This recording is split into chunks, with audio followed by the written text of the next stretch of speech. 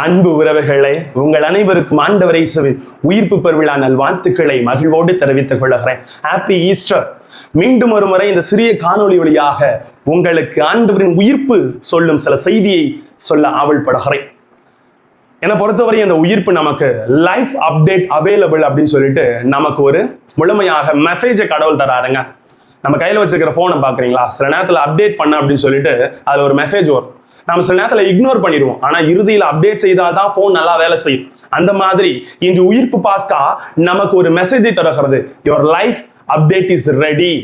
அதாவது இறப்பு முடிவுல அவர் உயிர்ப்பின் மூலமாக புதிய வெர்ஷனை நமக்கு தருகிறார். அப்டேட் பண்ண உடனே நியூ வெர்ஷன் வந்து மொபைல்ல வரும். அது போலதான் நம் வாழ்க்கையில பாத்தீங்கன்னா நிறைய பக்ஸ் இருக்குது. ஸ்ட்ரெஸ், ஃபியர், சின்னு, ஃபெயிலியர், அப்புறம் பாத்தீங்கன்னா அப்படியே நம்ம வாழ்க்கையை ஒண்ணுன்னு யோசிக்கிறோம். இவையெல்லாம் நம்ம ஸ்லோவாக்கிறோம். சம்டைம்ஸ் நம்மளை கிரஷ் பண்ணிடும். ஆனா இயேசு சொல்லுகிறார், நான் உன் வாழ்க்கையை அப்டேட் பண்ண வந்திருக்கிறேன்.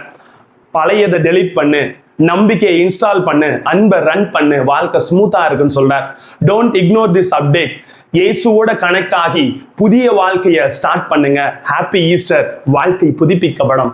Try to update. உயிர்ப்பு நம்ம அப்டேட் பண்ணதான் அழைக்குது. Don't ignore. If you update, your life will be so happiest moment. So wish you happy new year.